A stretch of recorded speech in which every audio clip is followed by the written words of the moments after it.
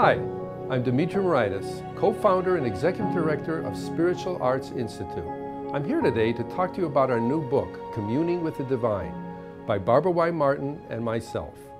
I'm delighted to be talking about the importance of the angels, archangels, and other celestial beings in your life. The book is based on 50 years of clairvoyant observations by Barbara Y. Martin.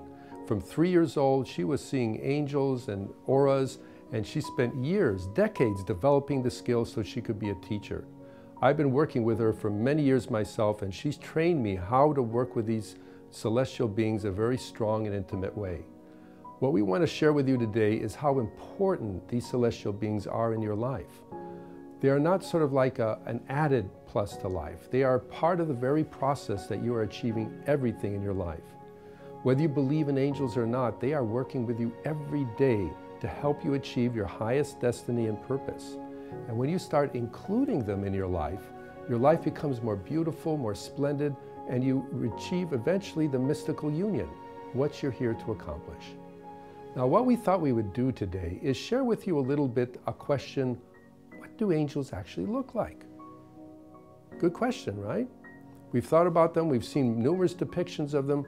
What we would share with you today is Barbara's personal experience with angels over decades, a lifetime of direct clairvoyant experience, a master in this area of life.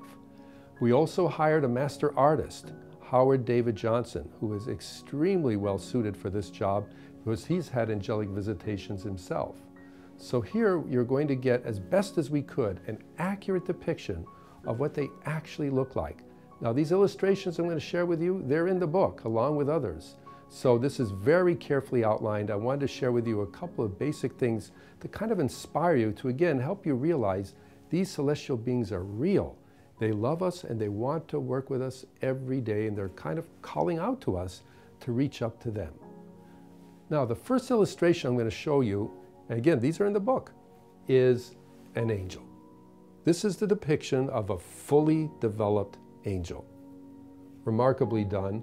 The artist really captured a lot of the excitement of this, the luminous quality, the holy presence. When they're in your presence, you just feel great.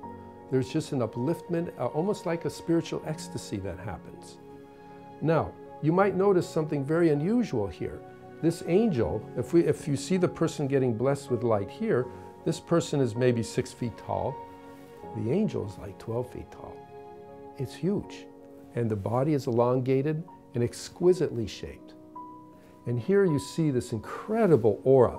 The aura, if you were to show the full expanse of it, is at least 60 feet with a mature angel, to show you the grand presence that we're dealing with here. These are primal forces of life. Now, you will also probably notice that this angel does not have wings. Now, in truth, angels really don't have wings. If you like to visualize them with wings, if it helps to create the ethereal field, there's nothing wrong with that. But in reality, they have these incredible powers that move around them, and as you see, this uprushing energy can almost appear wing-like, but it doesn't actually mean that they have wings. But these angels will come around to bless us, support us. Key moments in our life, they'll be there, and when we meditate and start praying more diligently, they come more often and they can work with us more closely. You see here that there's the beautiful blessing that it's giving this person's higher nature above his head. And what this is trying to show is that if you really want to get close to the divine ones, you have to raise your consciousness into that higher nature, get out of your troubles and worries, so you can be closer to their vibration. Now, what I'd also like to do is show you that it's not just angels. Angels are one incredibly beautiful category of life, a kingdom. Just like there's a human kingdom, there's an angelic kingdom. But the angels answer to the kingdom above that, which is the archangelic kingdom. That's why it's called a hierarchy. There's a hierarchy of celestial beings.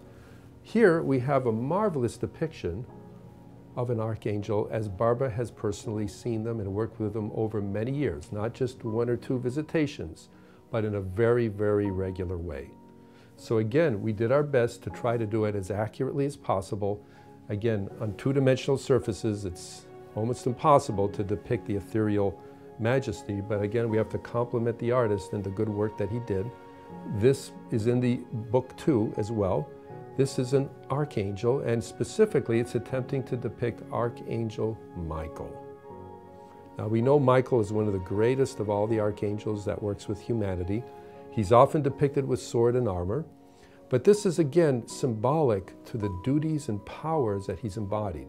He doesn't really need a sword and armor to do those things. His light rays can easily accomplish that, but it shows the dynamic strength. When you need courage and faith and confidence, the power of Michael, Archangel Michael, can help you.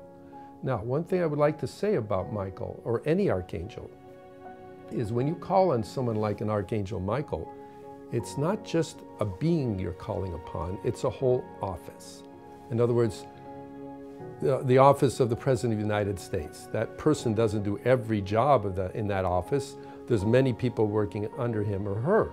In the same way, when you call on the office of Archangel Michael, there's many celestial beings that work under him. Now here you'll also notice, if we look at the form again, the form of Michael compared to these two people getting blessed down here, my God, if this is a 6-foot person, this figure has to be at least 18 feet tall. And again, elongated. These are how these celestial forms work as you go into the higher dimensions of life.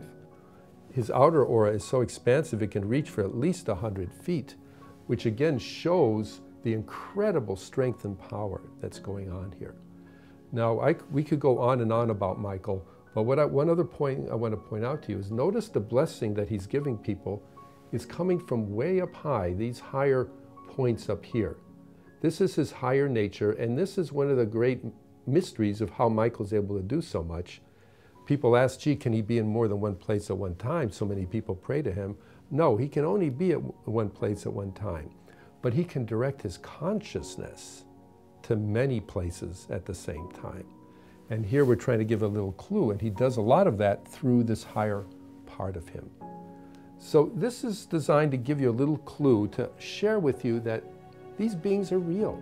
You know, we tend to think of them as, some people say, oh God, that's outdated folk tales from the past. This is the modern mind. We don't think like this anymore. We're logical, we're rational. Well, as we start to understand the physical reality of life, we have to understand more deeply the spiritual principles supporting it. And these angels and beings are part of that. So in closing, I wanted to leave you with, please include these divine ones in your life. Find out more about what we have to offer at spiritualarts.org. The book is available in bookstores now, released by Penguin, Communing with the Divine, a clairvoyance guide to angels, archangels, and the spiritual hierarchy by Barbara Y. Martin and Dimitri Moraitis. I thank you.